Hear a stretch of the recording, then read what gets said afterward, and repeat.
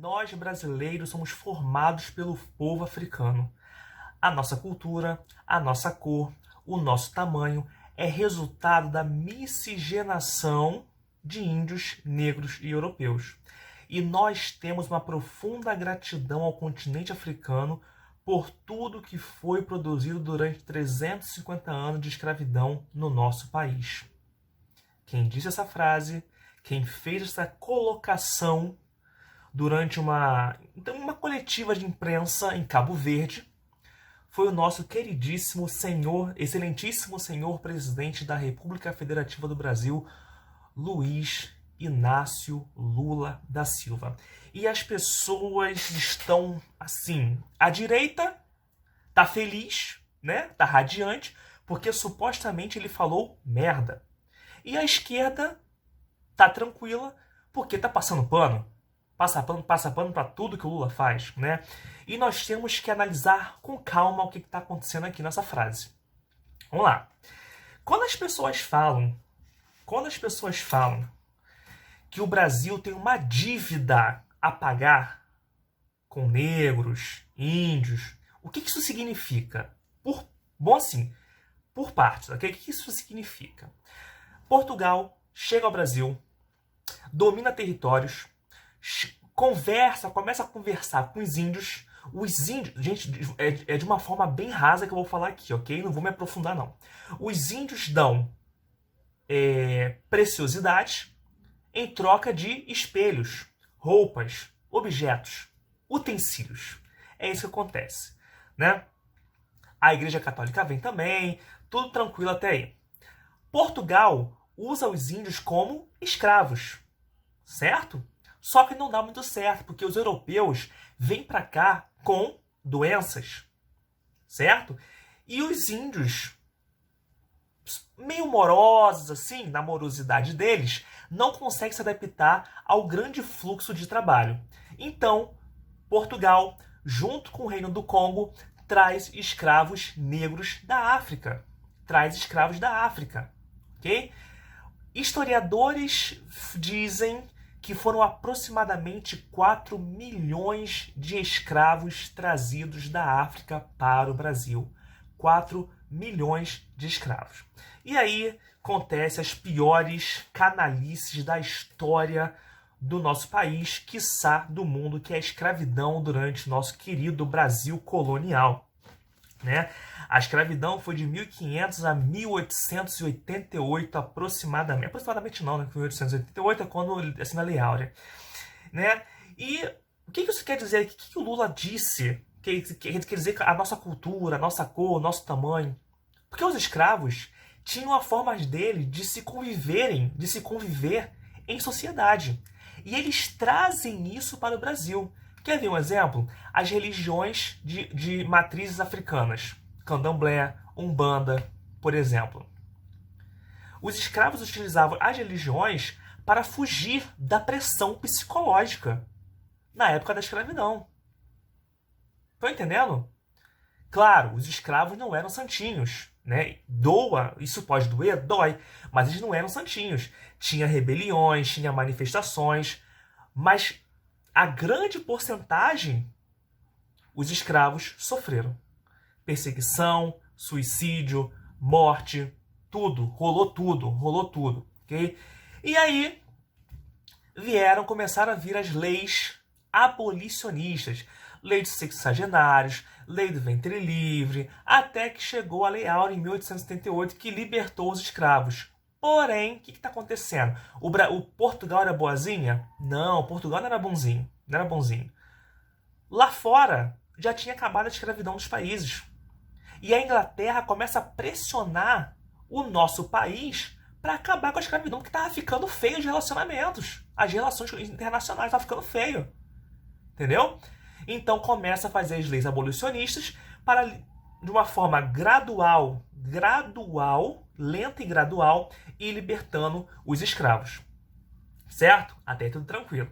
Até que chega a Lei Áurea, onde os escravos, pela nossa queridíssima princesa Isabel, são liberados e vão viver livres, leves, felizes e saltitantes. Foi assim? Não foi. Porque o nosso país não preparou o campo para receber os milhares e milhares de escravos. Liberaram os escravos e, se vira. Não teve uma construção de uma sociedade para receber essa quantidade de escravos. Não teve. Não tinha saúde, não tinha educação, não tinha infraestrutura. Então, a sociedade não foi adaptada para receber os escravos. E foi isso que aconteceu, né? Por isso que nós temos essa dívida eterna. Essa dívida eterna, ok? Então, assim, as pessoas pegaram um trecho da frase do Lula, né? E falaram, meu Deus, o Lula está agradecendo a escravidão. Meu Deus, como assim? Meu Deus, aqui ó. Obrigado pelos 350 anos de escravidão. Mas se você analisar todo o discurso dele, faz sentido. Nós, brasileiros, somos formados pelo povo africano. A nossa cultura, a nossa cor, o nosso tamanho é resultado da miscigenação de índios, negros e europeus. Tá certo. E nós temos uma profunda gratidão ao continente africano por tudo que foi produzido durante 350 anos de escravidão no nosso país.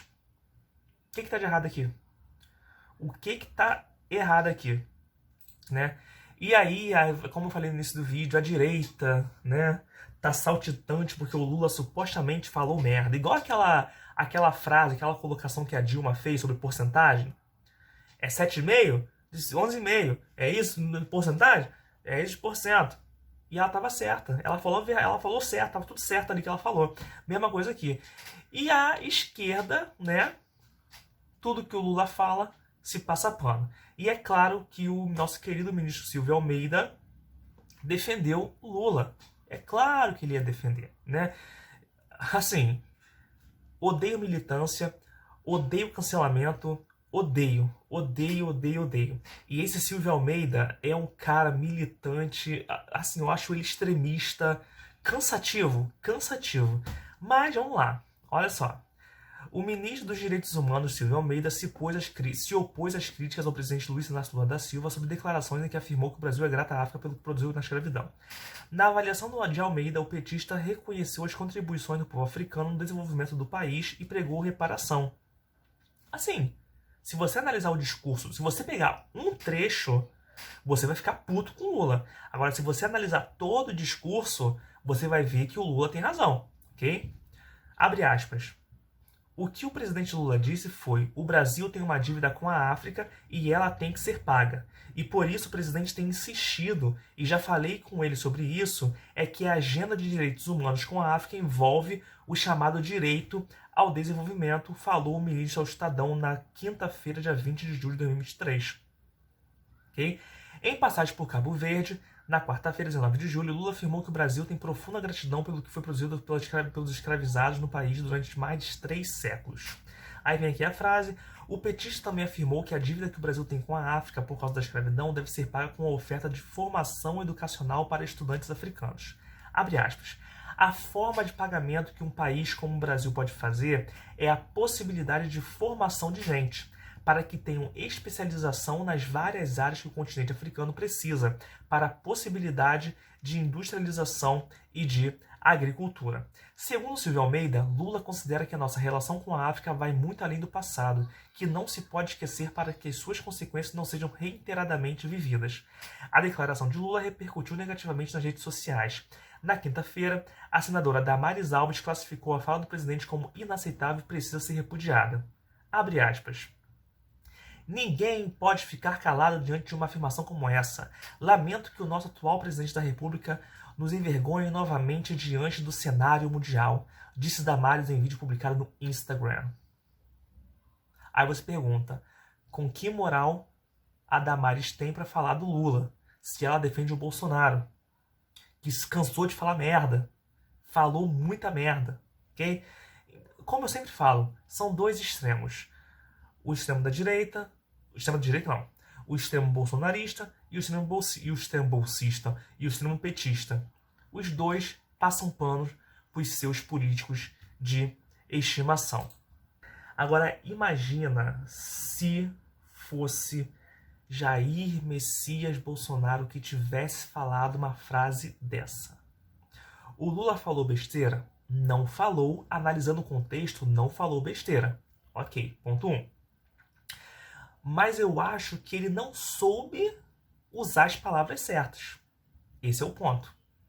Ok. Imagina se o Bolsonaro tivesse falado agradecendo os 350 anos de escravidão que foram produtivos, supostamente produtivos para o nosso país. Meu Deus, ia ser uma revolução, né? E eu vi um comentário aqui muito engraçado, na verdade, que eu vou ler para vocês. Fábio, o colecionador, no Twitter. Ele diz o seguinte: enquanto isso, no mundo invertido, em viagem oficial à África, o presidente Bolsonaro declara, abre aspas, no tocante a isso daí, da escravidão, tá ok? Nós somos muito gratos pelos 350 anos em que tivemos isso daí, tá ok? No Jornal Nacional, William Bonner, com a voz embargada, e Renata Vasconcelos, com cara de choro, apresentam uma reportagem de 30 minutos sobre a fala, com entrevistas de expoentes do movimento negro no Brasil e nos Estados Unidos. Na CNN, Daniela Lima desmaia ao vivo. O Fantástico prepara a matéria narrada por Maju Coutinho, tendo como personagem principal uma neta de escravo de 105 anos localizada pela produção do programa no interior de Minas Gerais. Em seu canal no YouTube, Reinaldo Azevedo simula um ataque cardíaco. Rodrigo Constantino publica um vídeo explicando como e por que, na opinião dele, o presidente não está errado. No Twitter, Fernando Holliday compartilha. Alexandre de Moraes manda suspender as contas dos dois. Randolph Rodrigues ingressa no STF com notícia crime contra o presidente. Luiz Roberto Barroso dá 48 horas para o presidente se explicar. Na Câmara dos Deputados do PSOL, PDT, a Rede e a OAB entram com pedido conjunto de impeachment. Arthur Lira não se manifesta. O PT também não. Não é isso que ia acontecer? Não é isso que ia acontecer? Ai, meu Deus do céu. Por isso que eu falo, cara, eu, Rafael Paiva, e esse canal aqui, eu não estou em nenhum dos extremos. Todo extremo é corruptível. Repetindo, todo extremo é corruptível. Saia dessa bolha extremista que você se localiza. Saia dela agora. Tenha o seu senso crítico. Saiba analisar o que está acontecendo no país, social, financeiramente, politicamente. Saiba analisar, ou tente analisar. Procure pessoas qualificadas para você ouvir a explicação do fato e tentar compreender e ter a sua opinião. Entendeu? Enfim, é isso. Esse é o vídeo.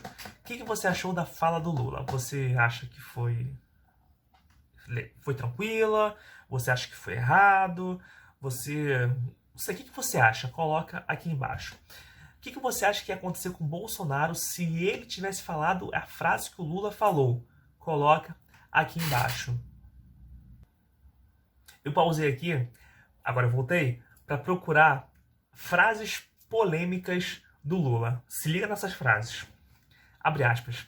Eu não sei se a América Latina teve um presidente com as experiências democráticas colocadas em prática na Venezuela. Poderia até dizer que a Venezuela tem excesso de democracia, disse Lula em 2005. Né? Aqui, ó, surpresa com o mensalão. Quero dizer com toda franqueza, me sinto traído por práticas inaceitáveis das quais nunca tive conhecimento. Não interessa se foi A, B ou C. Todo episódio foi como uma facada nas minhas costas. Aqui, ó. Não tem coisa mais fácil do que cuidar do pobre no Brasil. Com R$10, o pobre se contenta. Rico não. Por mais que você libere, quer sempre mais. Nunca se conforma. Lula, 2009.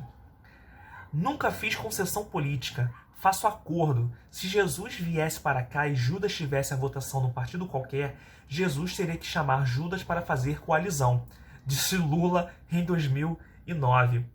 Uma mulher não pode ser submissa ao homem por causa de um prato de comida. Ela tem que ser submissa a um parceiro porque ela gosta dele e quer viver junto com ele. Vamos parar com esse negócio de não votar porque é mulher. Para de ser besta. Foi ela que lhe pariu. Enfim, aqui ó. Cadê as mulheres de grelo duro do nosso partido? 2016. Aqui, ó. Regulação da mídia, é verdade. Se eu voltar, vai haver uma regulação dos meios de comunicação. A gente não pode continuar permitindo que meia dúzia de famílias sejam donas dos meios de comunicação, afirmou em janeiro de 2018. Certo? Aqui, ó. O Bolsonaro não entende absolutamente de nada a não ser de falar bobagem, a não ser de fake news e a não ser de tentar destruir aquilo que nós destruímos. Enfim, Lula, assim como Bolsonaro, tem N frases, colocações, merdas durante seus governos. Ok? Por isso você tem a obrigação, o dever de não se juntar aos extremistas. Esse é o vídeo. Agora sim, esse é o vídeo. Se você curtiu, dê um like. Se você não curtiu, dê um dislike explicando por que você não curtiu. Se inscreva no canal, ative o sininho e até o próximo vídeo, se Deus permitir eu fazer mais um vídeo. Um beijo, abraço e fui, e bom final de semana.